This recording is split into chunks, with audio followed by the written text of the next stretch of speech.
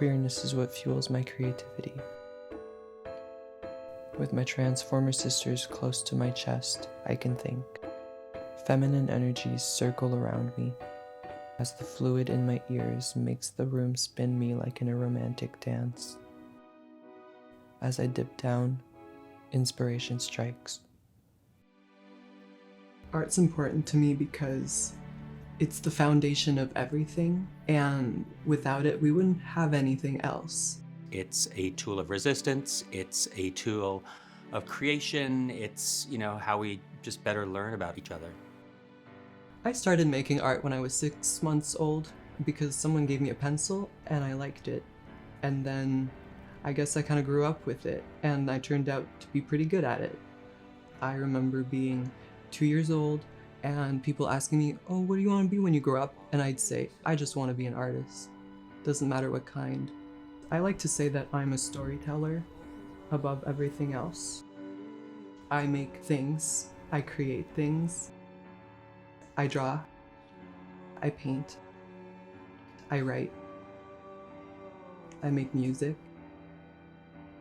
I also make short films, but the ultimate goal is to tell a story, which is why I say that I'm a storyteller. My aesthetic and my art style is I'm just gonna use the word queer because it's influenced by queer culture. It's also influenced by the surrealist movement, so I guess I could say that it is surreal. I first knew that I was queer when I was, I think, 12, but I've always been very queer. Growing up, I was the type of kid that would wear a Halloween costume every single day, and sometimes that costume would be, of a girl character.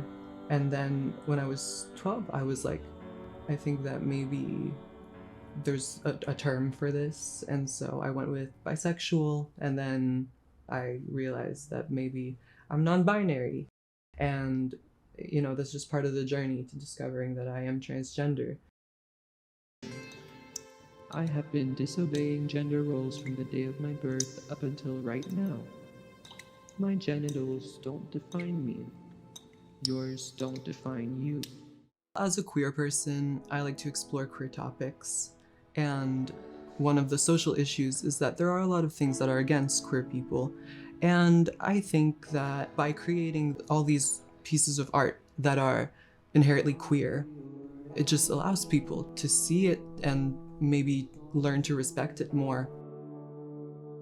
I'd like to be someone who fought for what they believed in and represented a lot of people in a good way, who was among the bravest of queer folk to fight publicly for our rights, which are always getting taken away.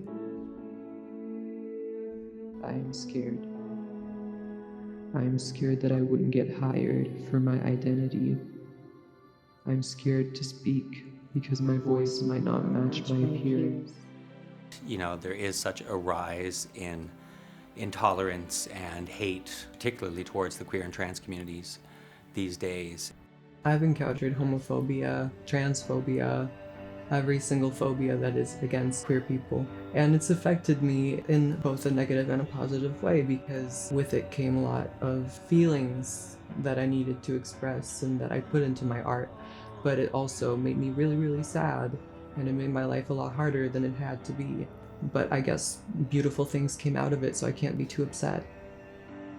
Living in a very small town, for a lot of people refuse to consume the media that queer people produce. And so our audience is a bit smaller, unfortunately. But since I was so young when I started showing it publicly, people back home really, really liked it. And so I got that praise for it. Even though I did find success in a small town, it was hard to get out of that and find success all over the world. I think if you're trying to weigh success in a small town versus a large city, sometimes in a larger city where like a creative industry is, you have to go there in order to, build a career and to boost your professionalism. Since being in a bigger city, I have found it a lot more difficult because things are less reachable, and I don't know anyone. It's unfortunate to think that you have to go through this world alone, and as queer artists, we're always trying to find each other and find our kin within the community. So I think it's really important that, as we're building an artistic community, that we do rely on each other and that we have, other artists to work around and with and be inspired by.